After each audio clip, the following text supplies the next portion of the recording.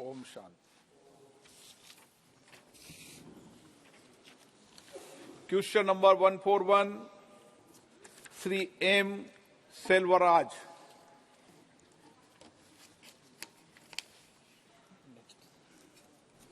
माननीय मंत्री जी, उत्तर सदन के पटल पर रखा गया। Doctor T R. पारिवेंतर।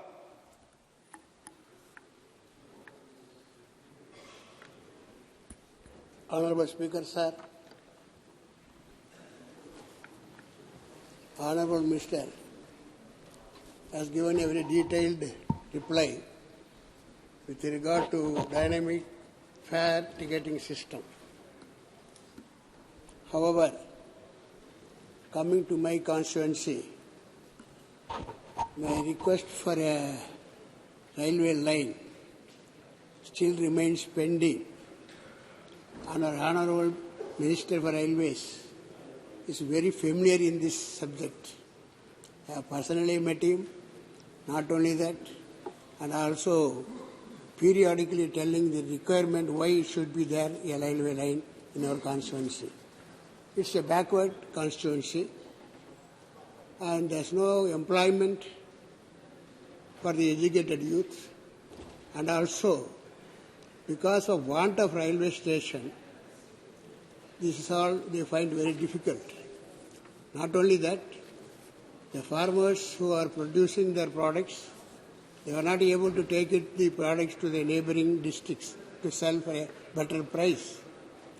So the importance of railway line is very important. It is the 50 years dream of my constituency people, and now that giving a small hope to my request, which is a 50 years of dream of my constituency people, I received a letter from the railway. धन्यवाद। माननीय मंत्री जी। माननीय अध्यक्ष जी, माननीय सांसद महोदय ने जो विषय उठाया है बहुत ही महत्वपूर्ण विषय है। Honourable member has raised a very important point. We have had multiple discussions with the honorable member, and there are 2-3 options of the railway line which honorable member has discussed are being studied.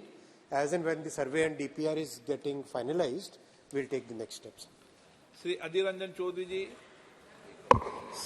Sir, at the outset, I shall be begging a little indulgence from your end in order to deviate myself from the core contents of the questions. However, I firmly believe that our Honorable Minister is a versatile personality and he is quite capable of responding the trivial matter which I am going to raise.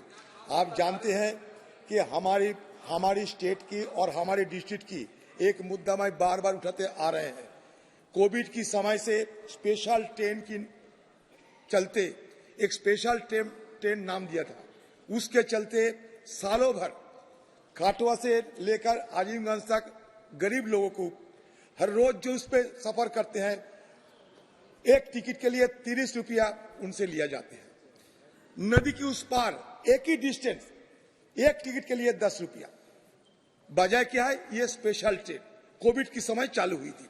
Covid गायब हो गए, लेकिन ये अतिरिक्त जो किराया चुकाने पड़ते और नहीं गायब हो पाए। ये क्यों? इसके इस वजह क्या है? और यहाँ आप कहते हैं कि हम सब्सिडी दे रहे हैं और हमारा डिस्ट्रिक्ट एस्पिरेशनल डिस्ट्रिक्ट है, one of the backward district in the country. माननीय अध्यक्ष जी, भारत सरकार पैसेंजर सर्विसेज के लिए बहुत ही संवेदनशील है और आज भी करीब 60,000 करोड़ की भारत सरकार की तरफ से सब्सिडी दी जाती है पैसेंजर्स के लिए। ये रेलवे सिस्टम दुनिया का सबसे अफोर्डेबल रेलवे सिस्टम्स में से है। माननीय एलओपी साहब की तरफ से जो विषय आया है स्पेसिफिक ट्रेन का है, मैं स्पेसिफिक ट्रेन से माननीय एलओपी साहब को रिक्वेस्ट करूंगा वो जरूर मेरे साथ। क्वेश्चन नंबर 142, श्री हसनैन मसूदी जी।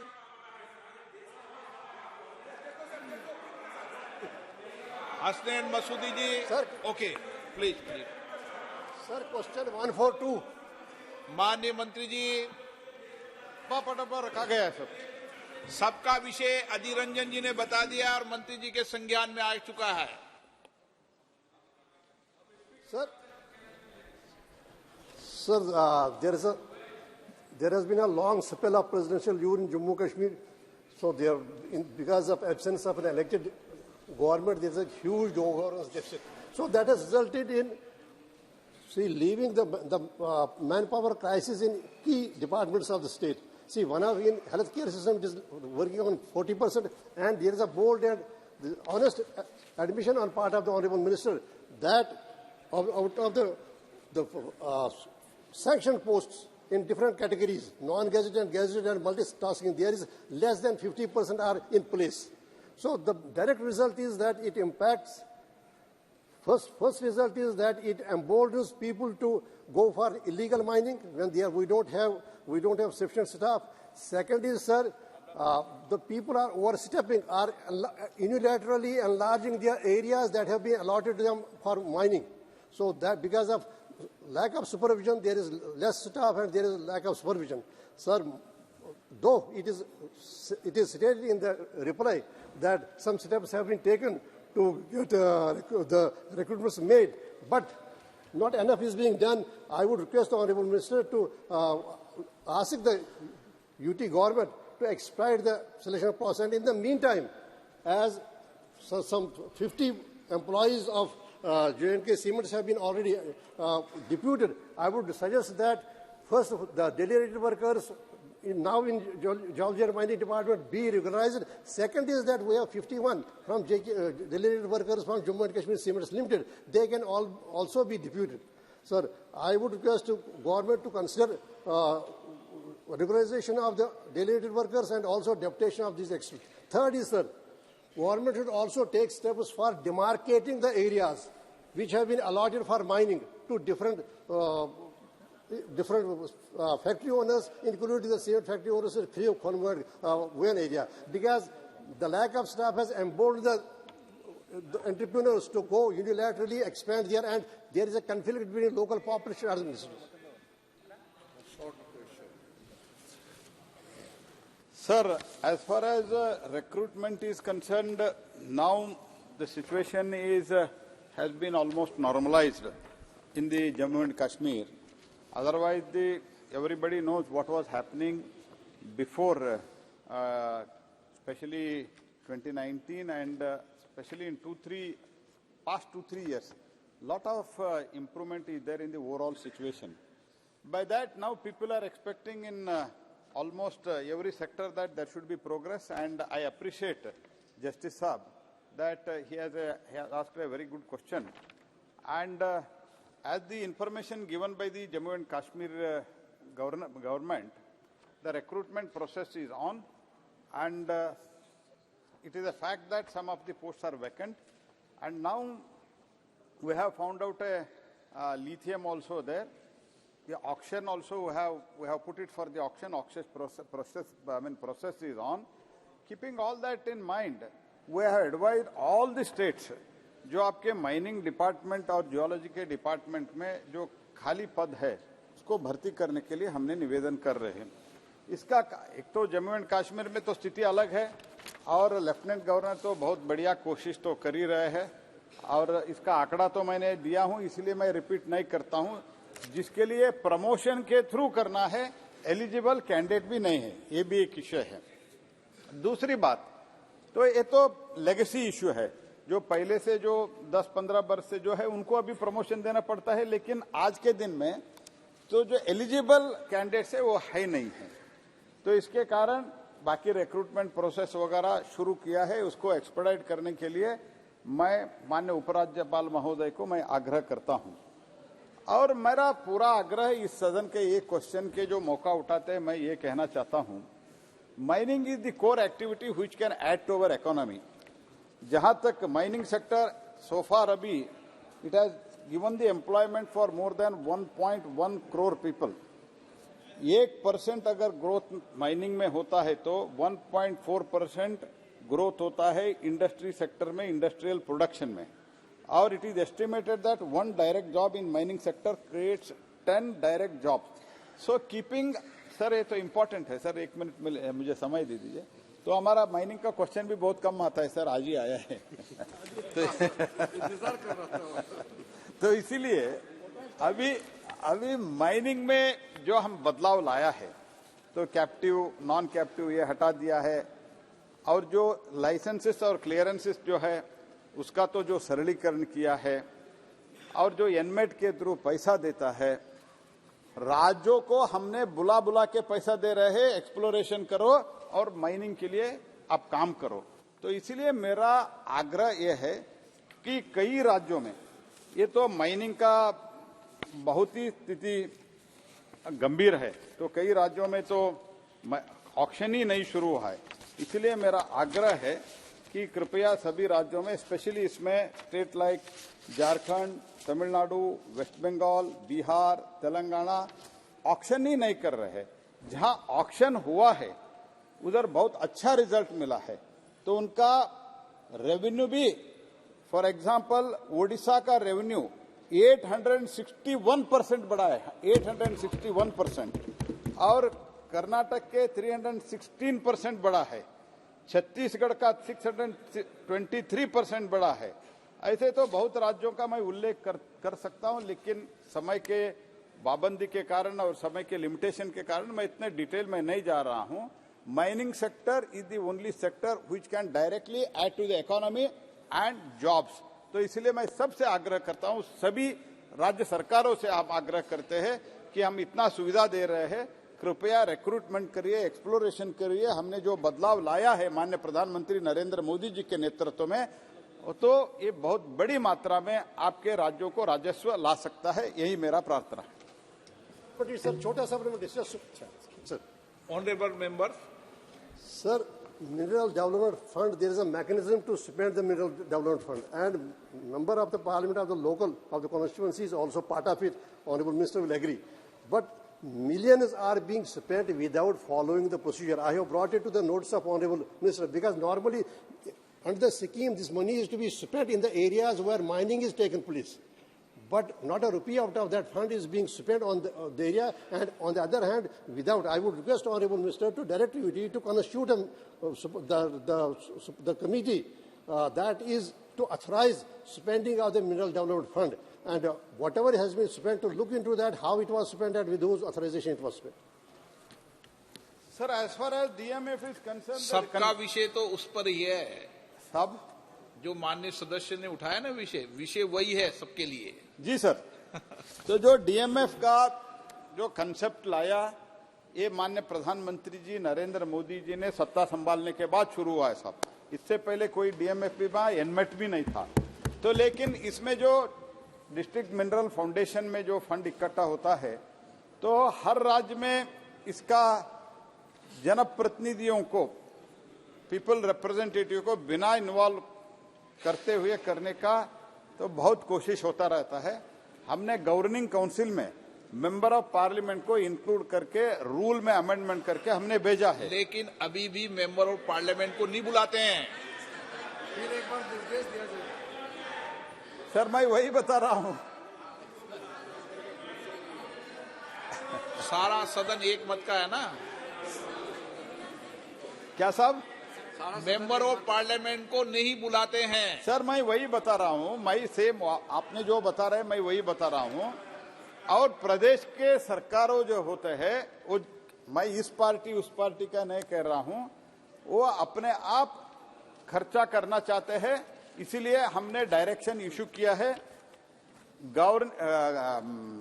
इसमें काउंसिल में, गवर्निंग बॉडी में, इसमें तो गाइडलाइन हमने इशू किया है। तो इशू करने के बाद कई राज्यों में शुरू हुआ है, और भी रूल हम अमेंडमेंट करके एमपीज और एमएलएस को कंपलसरी इंक्लूड करके गवर्निंग बॉडी में ही इसको अप्रूव करना, ये तो हम कंपलसरी बनाने जा रहा है। क्योंकि पहले हम रूल अमेंडमेंट करके एडवाइजरी दिया है, लेकिन वो एडवाइजरी मान नहीं रहे हैं। तो अगर आप समझिए पर्टिकुलर राज्य सरकार नहीं करते हैं, तो हम डायरेक्शन और एडवाइजरी इशू करते हैं। तो जहां अलग अलग सरकारें हैं। आप और तो ये बता दो रूल कब तक बना दोगे? बहुत 6 साल हो गया इसको। अभी हम ऑलरेडी रूल बना रहे हैं सर। रूल बनाने के बाद भी mining is the basically state subject. हम पॉलिसी बनाते हैं, हम कानून बनाते हैं, लेकिन अल्टीमेटली एग्जीक्यूशन होता है स्टेट में ही, और इसीलिए स्टेट को हम डायरेक्शन इशू कर रहे हैं सभी एमपीज और एमएलए को इन्वॉल्वमेंट करने के लिए, और ये जो गवर्निंग बॉडी रहता है उसमें ही उसमें एमपीज और एमएलए को रख के ही करना है, उसके अप्रूवल के साथ ही करना है। ऐसे रूल हम अमेंडमेंट करके डायरेक्शन दे रहे हैं। श्री मनीष तिवारी जी, आपका बहुत बहुत धन्यवाद अध्यक्ष जी। आप संसदीय कार्य मंत्री है ना, इसलिए सब संसद सदस्य आपसे अपेक्षा करते हैं।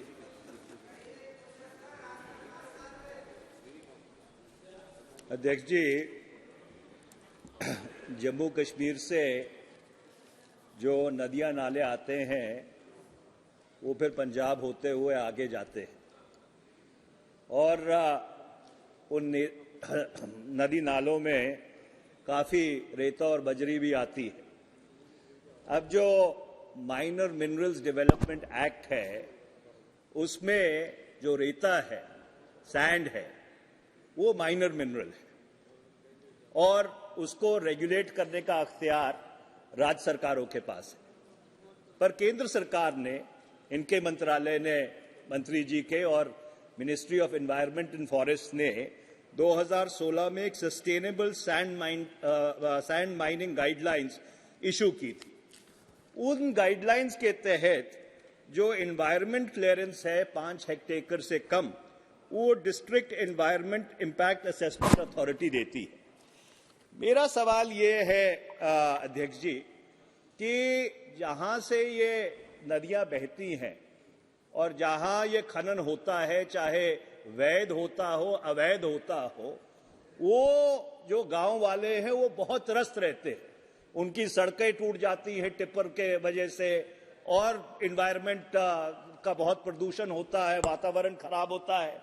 मेरा माननीय मंत्री जी से ये सवाल है कि जो सस्टेनेबल माइनिंग गाइडलाइंस हैं, इनमें संशोधन करके क्या आप ये प्रावधान कर सकते हैं कि बगैर जो आसपास के गांव हैं जहां पे ये खनन की अनुमति दी जाती है, बगैर उन गांव वालों की अनुमति के, बगैर ग्राम पंचायत की अनुमति के कोई खनन नहीं हो सकता, जिससे जो वातावरण है और जो वहां का उनका रहन सहन है, उनकी जो सड़कें हैं, वो सुरक्षित रह सके और ये वैध और अवैध खनन के वजह से जो वातावरण प्रदूषित होता है उससे वो बच सके।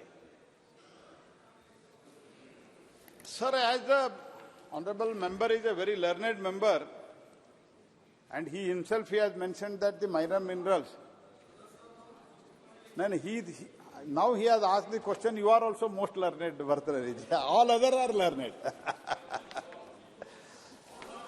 all members are learned members. I have no dispute on that. So the question is, sir, he himself has agreed that minor minerals come under the purview of the state government. But हम समय समय पर guideline issue करते रहते हैं। जहां तक उन्होंने सैंड का जो इशू, बालू का जो इशू उन्होंने उठाया है, बालू का माइनिंग का, तो इसमें जो भी माइनिंग होता है ग्राम सभा करके उसमें अप्रूवल करके ही करना एक जनरल गाइडलाइंस है। अगर वो उसका एग्जीक्यूशन नहीं हो रहा है, तो इम्प्लीमेंटेशन नहीं हो रहा है, उसका पालन नहीं हो रहा है, तो हम फिर से एक बार ये जो 2017 में जो हमने गाइडलाइन इशू किया है उसको रिवाइज करके फिर से एक बार डायरेक्शन इशू करते हैं। 143 श्री रितेश पांडे। Question number 143। माननीय मंत्री जी। Document is laid on the table of the House. माननीय सदस्य। अध्यक्ष जी बहुत बहुत धन्यवाद। अध्यक्ष जी, net neutrality is the principle that all internet traffic should be treated equally without discrimination or preference given to any particular website, service or application. Sir, हाल में telecom authority of India ने अपना एक कंसल्टेशन पेपर निकाला था, जिसके निकलने के बाद एक बहुत ही ज्यादा हलचल ये हो गई है कि कुछ बड़ी कंपनियां ये दबाव डाल रही हैं कि जो भी छोटे OTT प्रोवाइडर्स हैं उनको अलग से चार्जेस लगा करके और उनसे जो है पैसा लिया जाए टेलीकॉम सर्विस पे अपनी सर्विसेज देने के लिए।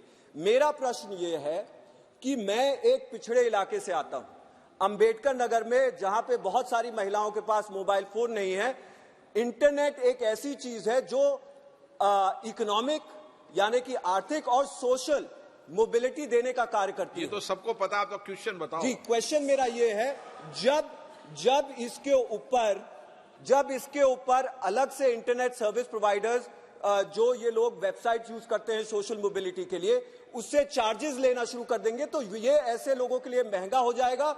और ये खास तौर से ऐसे चाहे जियो हो, रिलायंस हो या टाटा हो, इनकी खुद की बड़ी बड़ी सर्विसेज हो गई हैं और ये सारा का सारा ट्रैफिक ले जाकर के अपनी वेबसाइट की तरफ ले जा लेंगे, जिससे कंपटीशन के ऊपर भी खासा प्रभाव आएगा। मैं इसके बाद एक सप्लीमेंट्री और पूछूंगा, तो क्या इसको रोकने के लिए ये लक्ष्य साफ है कि ऐसा नहीं होने दिया जाएगा और जो नए TRAI ने अपने कंसल्टेशन पेपर निकाला था उससे जो ये हलचल बढ़ी है उसको रोका जाएगा, नेट न्यूट्रलिटी को मेंटेन किया जाएगा? साफ शब्दों में माननीय मंत्री जी बताने का कार्य करें। माननीय अध्यक्ष जी, जो माननीय सांसद महोदय ने प्रश्न पूछा है, ये प्रश्न बहुत पहले डिसाइड हो चुका है, इसमें कोई नयापन नहीं है। 2015 में जब सबसे पहले नेटवर्क को न्यूट्रल करने का जो डिबेट आया था, उसके बाद में 2015 के बाद में 2017 में ट्राई ने रिकमेंडेशन दिए थे। 2018 में फ्रेमवर्क पब्लिश हुआ था। डिपार्टमेंट ऑफ टेलीकॉम ने, भारत सरकार ने इसको कंप्लीट एक्सेप्ट करके लाइसेंस की टर्म्स को मॉडिफाई किया गया कि लाइसेंसी किसी भी कंटेंट प्रोवाइडर को, किसी भी ऐप को, किसी के भी प्रति कोई डिस्क्रिमिनेशन नहीं कर सकता। ये एक वेल स्टैब्लिश्ड प्रिंसिपल है जो लागू है।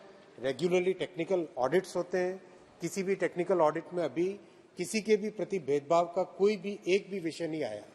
लेकिन माननीय अध्यक्ष जी, अगर आप अनुमति दें तो एक बड़ा चिंता का विषय है। एग्जैक्टली सेम क्वेश्चन कांग्रेस के श्री मुरलीधरन जी ने सेम वर्ड्स का क्वेश्चन पूछा। एग्जैक्टली सेम क्वेश्चन कांग्रेस की श्री विंसेंट एच पाला जी ने पूछा। एग्जैक्टली सेम क्वेश्चन कांग्रेस और शिवसेना के श्री दिग्विजय सिंह जी ने राज्यसभा में और श्रीमती प्रियंका चतुर्वेदी जी ने राज्यसभा में पूछा। और आज मान्यवर सदस्य exactly same words, same wording के प्रश्न पूछ रहे हैं। आपके संज्ञान में रखना चाहता हूं। सप्लीमेंट्री। सर एक चीज सर, एक सेकेंड सर, एक मुझे बोले दादा।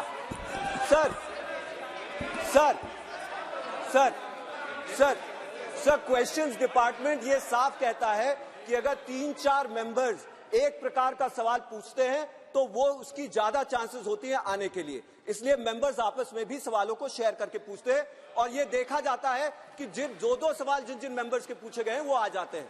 तो ये तो रूल्स के हिसाब से हो रहा है। मेरा दूसरा सवाल ये है सर कि जो एक सेस लिया जाता है 70,000 करोड़ रुपया जो है वो पड़ा हुआ है यूनिवर्सल सर्विस ऑब्लिगेशन फंड, ये खास तौर से नेट न्यूट्रलिटी को भी आगे बढ़ावा देने के लिए ताकि सभी को मिल सके। 70,000 करोड़ रुपया ये फंड पड़ा हुआ है कई सालों से, इसका कोई इस्तेमाल नहीं हो रहा है। इस पे माननीय मंत्री जी ये बताने का कार्य करें कि आगे आने वाले समय में एक तो इस फंड का क्यों नहीं इस्तेमाल हो रहा है और ये कहां पे इस्तेमाल होगा। मेरे क्षेत्र अंबेडकर नगर में इस फंड का क्या इस्तेमाल होने जा रहा है, इस पे थोड़ा प्रकाश डालें। माननीय अध्यक्ष महोदय, वैसे तो ये प्रश्न माननीय सांसद जी का इससे संबंधित नहीं है, फिर भी मैं बताना चाहूंगा, रिकॉर्ड पर रखना चाहूंगा। प्रधानमंत्री श्री नरेंद्र मोदी जी ने यूनिवर्सल सर्विस ऑब्लिगेशन फंड के जरिए से भारत नेट के माध्यम से करीब 2 लाख पंचायतों तक ऑप्टिकल फाइबर का नेटवर्क बिछाया है। और जिस तरीके से आज ग्रामीण क्षेत्रों में, अनकनेक्टेड क्षेत्रों में 4G की सर्विसेज पहुंचाई गई है, वो भी USOF के माध्यम से पहुंचाई गई है। करीब 40,000 गांव ऐसे जहां पे कनेक्टिविटी नहीं थी, वहां के लिए माननीय प्रधानमंत्री जी ने 4G टावर्स सैंक्शन किए हैं और बहुत तेजी से काम उस पर चल रहा है। माननीय अध्यक्ष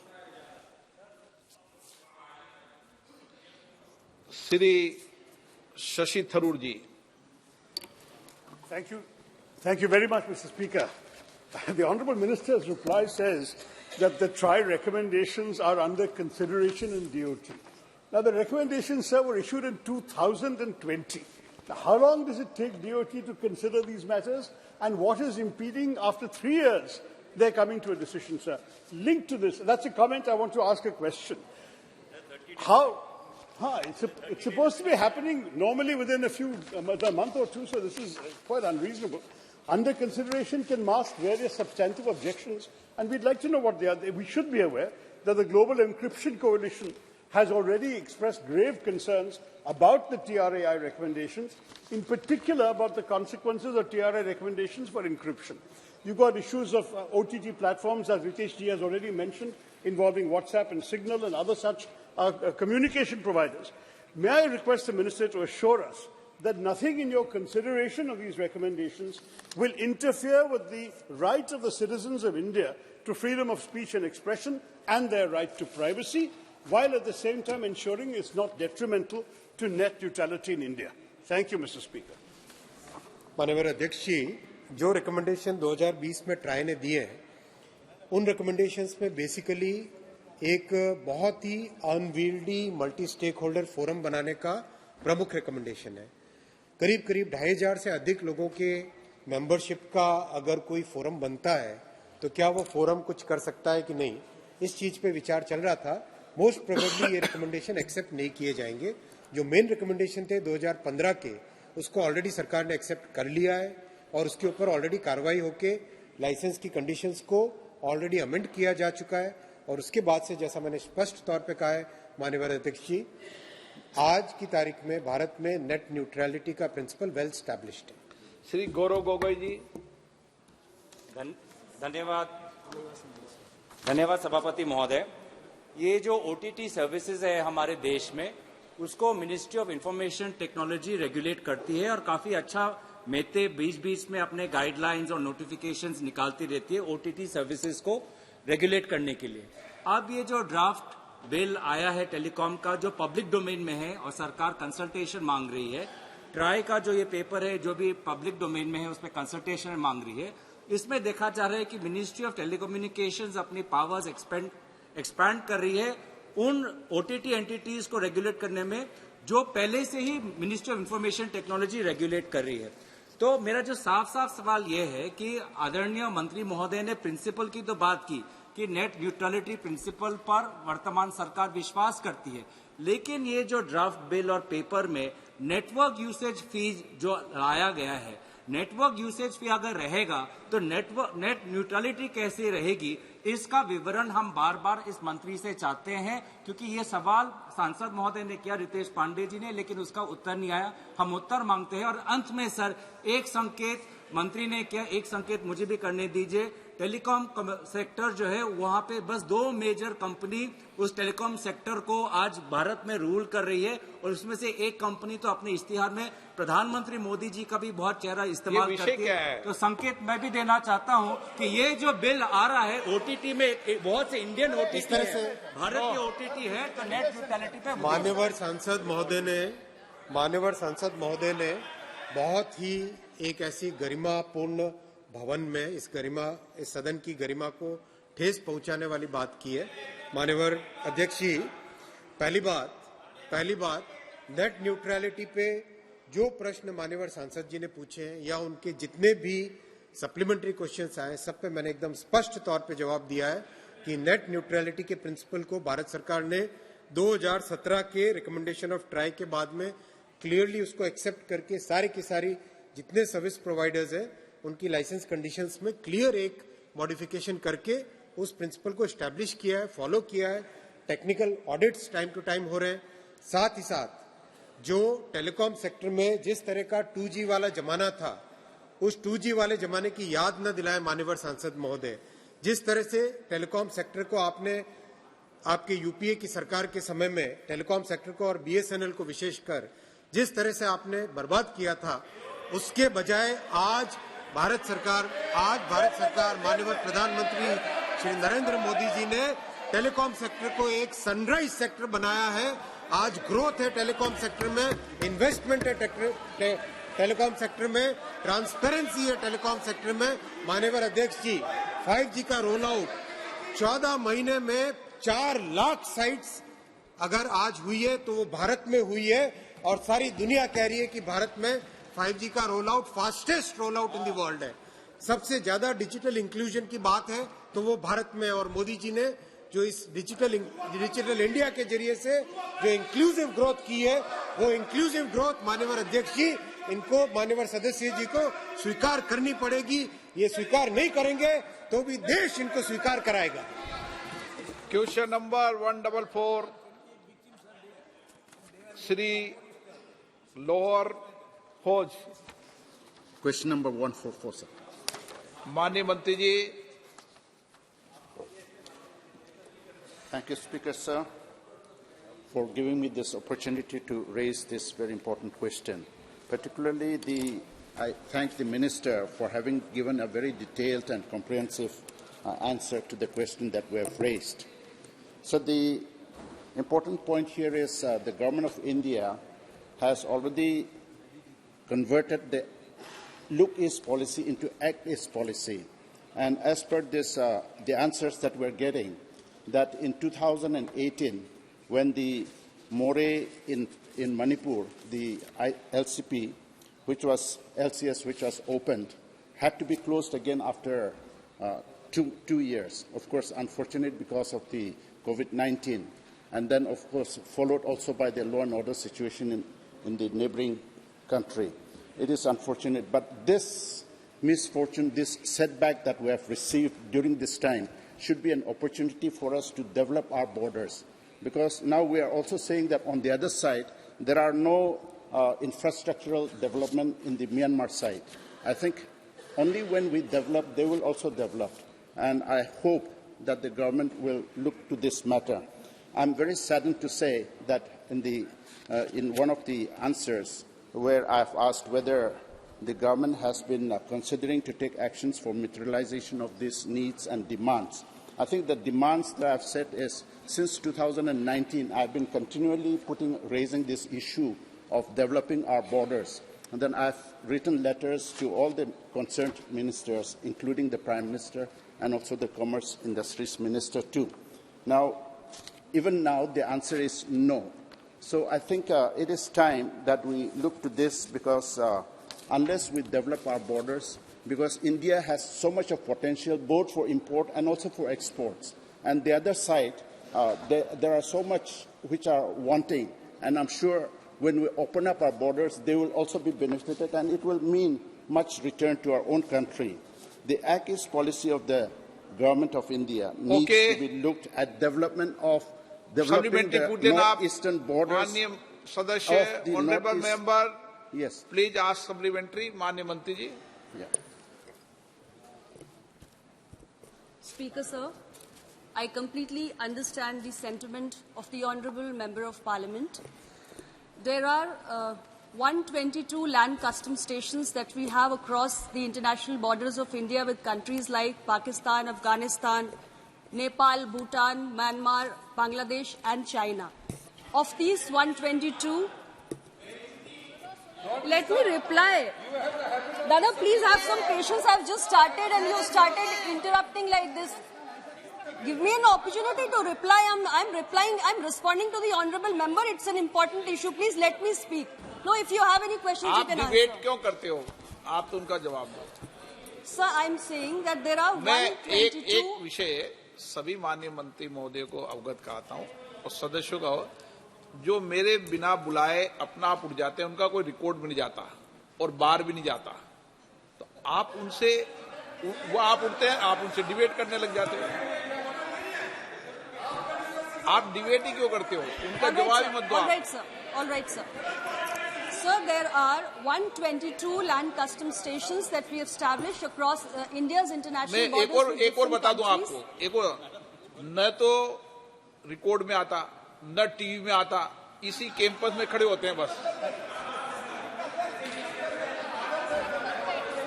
को अधीर रंजन को नहीं, टीवी में जो आता है जब मैं बुलाता हूं सबको, ऐसा नहीं आता। आपको मैंने बुलाया ऑफिशियली तो आपका है, ऐसा नहीं है माननीय मंत्री जी। Of these 122, sir, there are 44 which lie in the northeastern region. Of these 44, there are 3 along Indo-Myanmar border, the LCS, which have been established. The Honourable MP has stated that we have replied that no demand has come from the state, which is true, sir, because the state government has not raised any demand for the creation of additional land custom stations. Yes, there has been a lot of correspondence from the year 2017 onwards. We have had several correspondences from the ex-secretary of the North Eastern Council and also the Honourable Member of Parliament in 2022. We responded to the Secretary in North Eastern Council also that time, initially when he wrote the first letter in 2017 that we are considering the construction of border huts. He wrote a few more letters after that, and we tried to get in touch with the Chief Secretary of the state of Manipur, asking them to understand the feasibility or the desirability of creating more land custom stations and also the trade prospects, but no response was received. Hence, we have stated in our reply that the state government has not raised any demand for the creation of additional land custom stations. I would also like to state here, sir, that insofar as the creation of the additional LCS is concerned, we already have 3 major border points at More, at Zokhawthwar, and at Nampong in Arunachal Pradesh. But the corresponding side on Myanmar, since there is a lot of political turbulence and there is political crisis, so they are very inactive. We shall be happy to consider only when we also have the consent of the neighboring countries, because when it comes to the creation of additional LCS, there are several factors which have to be taken into consideration, in which the consent of the neighboring country is very important. Apart from that, so the prospects of trade, interministerial consultation, and also the export infrastructure or communication, banking, a lot of such facilities, whether they exist, all those factors are a prerequisite before deciding. And many departments come into place, sir. It's not just Ministry of Commerce, but also Department of Revenue and Ministry of External Affairs and Home Affairs. Honourable Member, supplementary. So the question here is, I have understood whatever the minister said. Now, in Arunachal, 1962 was the year when it was closed. Now, it is already more than 60 years, and whether the government has no interest in reviving that, because I think when there is no interest from our side. Sir, there is one more question. अभी आपने पूछ लिया ना कि 1962 से चालू करना चाहते हो, हाँ या ना? मंत्री जवाब दे दे हाँ ना. कभी तो हाँ ना में जवाब दो. यहाँ पे इतना लंबा सब जवाब देते हैं. बताओ उनको सबको हाँ ना में जवाब दो. Like I said before, the government stands committed to the Act East policy, and we do want to increase our bilateral trade with the neighboring countries. Our bilateral trade with Myanmar in the year 2022-23 stood at $1.76 billion. We all understand, sir, the political turmoil in the country, the state of emergency, and all what is happening. These situations are not conducive to trade, and there is a low interest among traders as well. So, Nampong, it was made in 1962. It has been non-functional, but we've also created a border hut. And on both sides, on Nampong and Pangsu Pass, all the infrastructure is ready. But there has to be a willingness from the opposite side also, sir. Only then can we start functioning.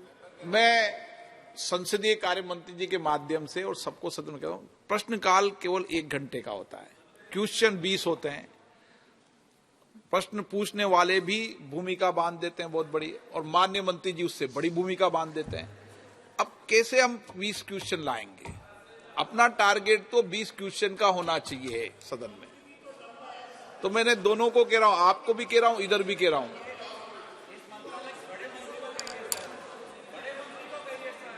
Shri Tapir गांव जी, आप एक question पूछो, yes no, खत्म बात. Honourable speaker, बड़े मंत्री जी तो और लंबा जवाब दे देंगे. ऑनरेबल स्पीकर सर, मैं आउट ऑफ 44 बॉर्डर ट्रेड में पूर्वोत्तर राज्यों में अरुणाचल में एक ही है, नामपोंग.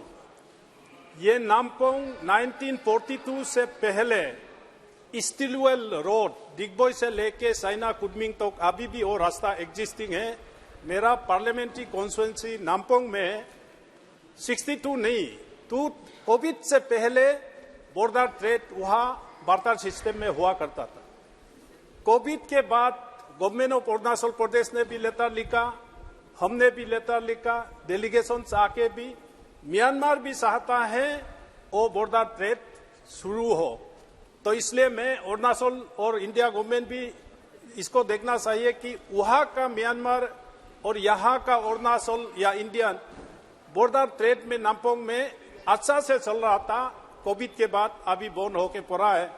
मैं मंत्री जी से मेरा यही अनुरोध है कि इस बॉर्डर ट्रेड इतना इंफ्रास्ट्रक्चर बना के रखा है, म्यांमार ने भी बनाया, इंडिया ने भी बनाया, उसको अलाउ करने का आपका मिनिस्ट्री से पहल कर दीजिए।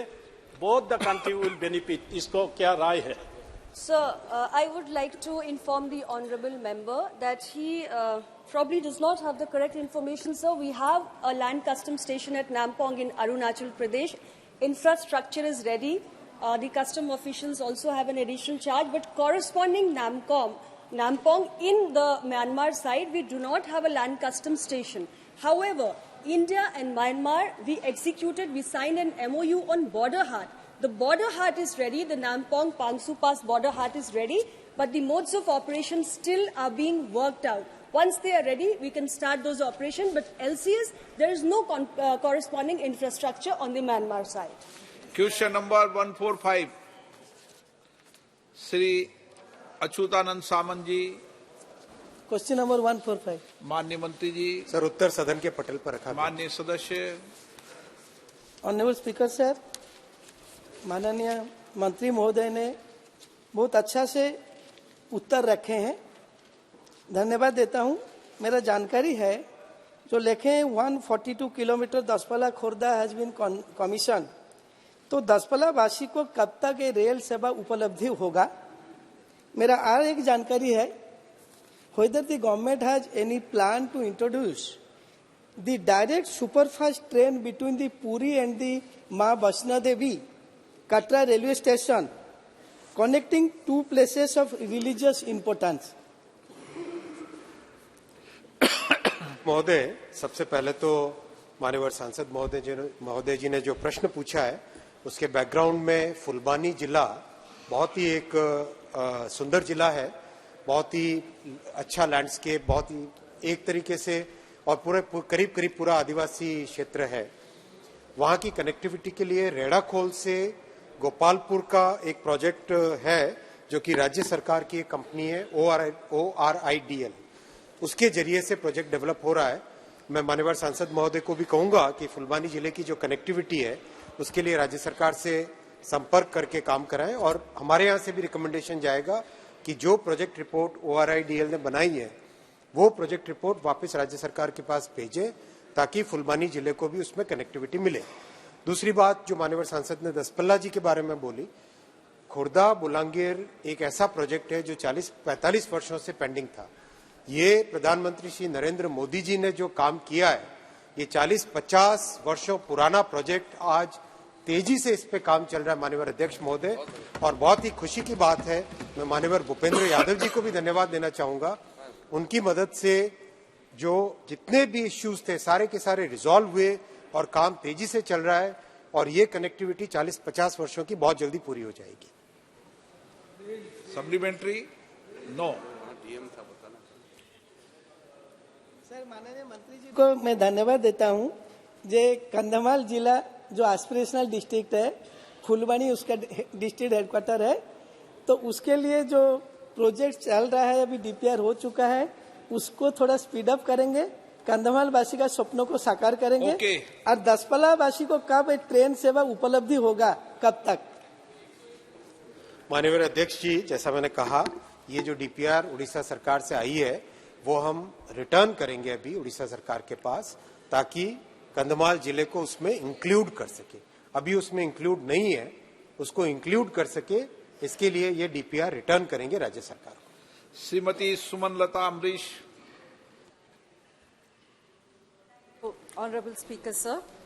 Sir, as far as Karnataka is concerned, there are about 20 sanctioned railway projects and some of them are still on the paper.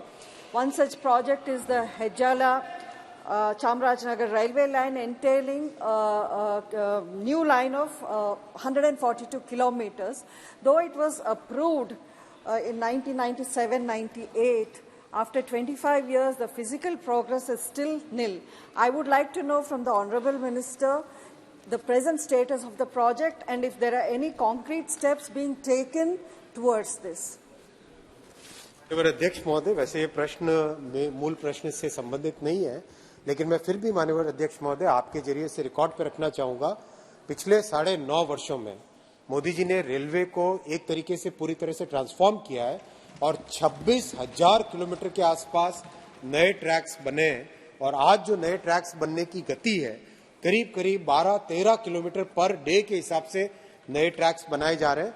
और मैं आपके माध्यम से विभिन्न राज्य सरकारों को भी एक निवेदन करना चाहूंगा माननीय अध्यक्ष जी कि रेलवे के डेवलपमेंट के लिए राज्य सरकारों का बहुत बड़ा सहयोग चाहिए होता है, विशेषकर लैंड एक्विजिशन के लिए, लॉ एंड ऑर्डर मेंटेन करने के लिए और भी कई तरह के अप्रूवल्स है, परमिट्स है, उसमें भी राज्य सरकारें सहयोग करें। क्वेश्चन नंबर 146 लाओ Shri Krishna sir. Question number 146 sir. माननीय सदस्य Sir, I specifically asked the written question to the ministry that whether the ministry has plans to offer nutrient-dense options like millets and seafood in the PDF scheme, sir. The reason I've asked for is two, sir. One is in the NITI Aayog paper in 2019, it said they are working on giving government subsidies on protein-rich foods like seafood in the PDF scheme, sir. And second is, government is also giving a lot of impetus for the Pradhan Mantri Matsya Sampada Yojana, sir. So, keeping these two, I have asked this question, sir, but somehow in the answer there is no mention of seafood in the whole answer, sir. So, again, through you, I am asking it in this House, sir, whether government is looking at including nutrient-rich rich foods like seafood to mitigate stunting, underweight, and iron deficiency in the children of this country, sir.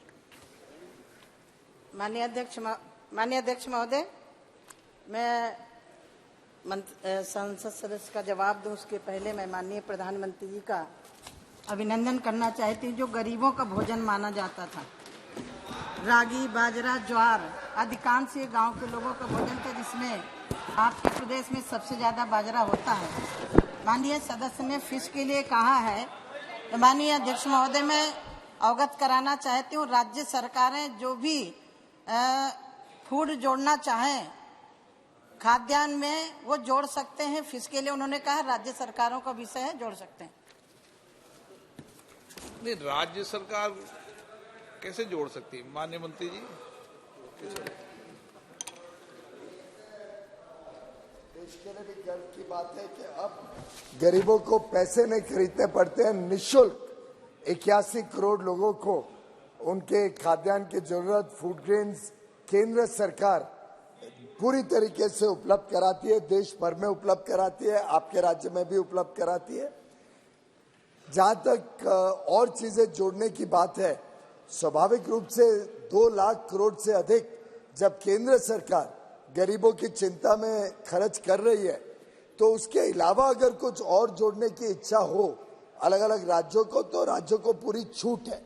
केंद्र सरकार का जहां तक सवाल है, हमने ये छूट दे रखी है कि अगर वो मोटा अनाज, श्रीअन्न, कोर्स ग्रेन या मिलेट्स अगर देना चाहे चावल और गेहूं के बदले, तो वो उसको स्वैप किया जा सकता है। तो उसको क्या राज्य सरकार खरीदे या एफसीआई को ऑर्डर देके खरीदवाए और उसको स्वैप कर सकती है। लेकिन अन्य कोई पदार्थों को जोड़ने का आज की तारीख में ऐसा कोई प्रस्ताव ना केंद्र सरकार के सामने है। और मेरे ख्याल से जो एक सामान्य जरूरतें हैं वो फूड ग्रेन के माध्यम से गरीबों की पूरी करी जा रही है।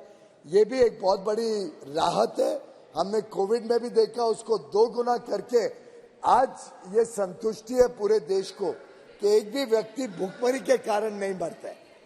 और बाकी वस्तुओं में अलग अलग प्रदेश अपने स्वेच्छता के हिसाब से काम कर सकते हैं। Sir, I still don't understand how state governments can include, sir, because this is a paper that has been put up by NITI Aayog itself in 2019. Anyways, नहीं तो माननीय सदस्य आप क्या चाहते हैं? So I'm coming to the next question, sir. I'm coming. क्या to the गेहूं, चावल और मोटे अनाज के अलावा इसको भी दें, ये चाहते हो आप? So that was the proposal that has been put up by the Niti Aayog, not by the state government, sir. Sir, वही state So then why are you? माननीय मंत्री जी, लगता है कि इनको अच्छा नहीं लग रहा है कि गेहूं और चावल मुफ्त में दिया जा रहा है। इनको कुछ विरोध है उससे। I'm not saying. I'm not against that. I'm saying in Niti Aayog report itself you have recommended. In Niti Aayog report itself you have recommended to include these protein-rich foods. That's why I'm asking your recommendation to be implemented. I'm not asking something else. NITI Aayog का काम है कि नए नए विचारों के ऊपर वो अपने विचार व्यक्त करे, उस पर गहराई से गंभीरता से स्टडी करके अपने विचार रखे। ऐसे कई विचार वो राज्य सरकारों को भी देते हैं, कई विचार हमारे समक्ष भी आते हैं और उसमें समय समय पे उपयुक्त विचार करके केंद्र सरकार को निर्णय लेना होता है।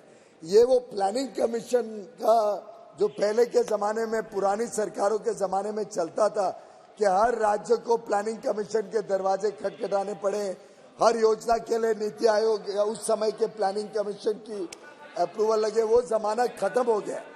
अब राज्य सरकारें स्वेच्छता के साथ काम कर सकती है, उनको अपने बजट में जो इच्छा हो वो करने की पूरी छूट है। अब प्लानिंग कमीशन का उनको कंट्रोल खत्म कर दिया गया और उनके सुझाव के रूप में देखने चाहिए, कोई आदेश नहीं होता। राजा जी,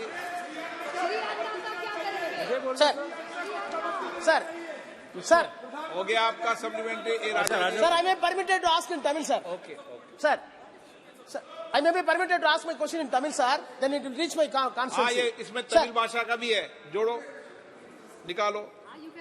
I can ask. इसमें है भाषा तमिल। மாண்புமிகு பேரவைத் தலைவர் அவர்களே, என்னுடைய நாடாளுமன்ற தொகுதி நீலகிரி நாடாளுமன்ற தொகுதி। माननीय सदस्य, ऐसे इस भाषा तमिल है ना, आएगी तमिल भाषा।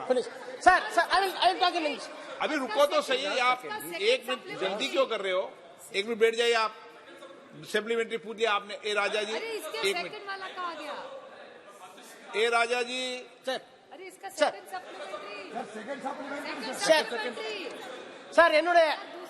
सर என்னுடைய நீலகிரி நாடாளுமன்ற தொகுதியில் नहीं चला रहे नीचे से, इसलिए ए राजा जी, என்னுடைய மாண்புமிகு பேரவைத் தலைவர் அவர்களே, என்னுடைய நாடாளுமன்ற தொகுதியில் தேயிலை பயிரிடுதல் என்பதுதான் மிக முக்கியமான தொழில்.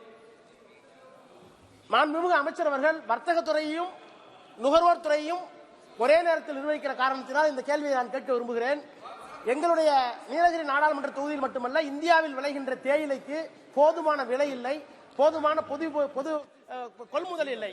இதை தீர்ப்பதற்கு ஒரே வழி பொது விநியோக திட்டத்தில் தேயிலையை நீங்கள் சேர்த்தால் அது கல்டிவேஷன் பயிரிடுகிறவர்களுக்கும் உற்பத்தி செய்கிறவர்களுக்கும் கொள்முதல் செய்கிறவர்களுக்கும் வசதியாக இருக்கும் என்பதை இந்த நேரத்தில் நான் உங்களிடத்தில் கேள்வியாக கேட்க விரும்புகிறேன். நல்ல விடை தருவீர்கள் என்று விரும்புகிறேன். Sir, to get a good answer, you need to give a good question. The question is relating to Pradhan Mantri Garib Kalyan Ann Yojana. The question is related to nutrient-dense options like millets and seafood. And some recommendation on Niti Aayog that the Honorable MP just mentioned. I don't know whether our Honorable other senior colleague, who's been a minister himself, either did not understand this, or maybe we should consider, Parliamentary Affairs should consider whether we can translate questions into different languages and give to different members so that they can understand what the question is. He is welcome to my chamber. I welcome Mr. Raja for a cup of coffee. In fact, I'll be happy to serve Nilgiri tea, sir. I'm promoting Nilgiri tea across the world. Whoever comes to my office from all over the world, throughout the world, people are now enjoying Nilgiri tea, which I give them beautifully packed. Nilgiri tea, Chikmagalur Valley tea, various teas, Darjeeling tea, Assam tea. I give it to people all over the world. In fact, only yesterday, I had visitors from 4 countries, from Switzerland, Norway, Ireland, Iceland, and Liechtenstein. For all 4, I served them tea and coffee made by India and offered them Nilgiri tea as a return gift So we are the brand ambassadors of Nilgiri tea. I wish the Honorable MP would also do some effort to support the tea growers of Nilgiri. Shri किरीट सोलंकी जी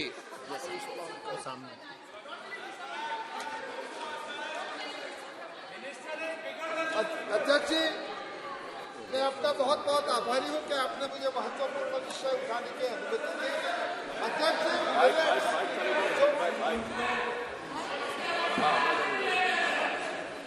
अध्यक्ष जी, मैं आपका बहुत बहुत आभारी हूँ कि आपने मुझे महत्वपूर्ण विषय उठाने की अनुमति दी है। मिलेट्स यानी कि श्री अन्न के नाम से जाना जाता है, जैसे कि बाजरा, रागी, ज्वार, मक्का। मैं हमारे यशस्वी प्रधानमंत्री जी का बहुत बहुत आभार व्यक्त करता हूं कि उनके सुझाव पर यूनाइटेड नेशन ने इस वर्ष को अंतर्राष्ट्रीय मिलेट वर्ष के नाम पे घोषित किया है।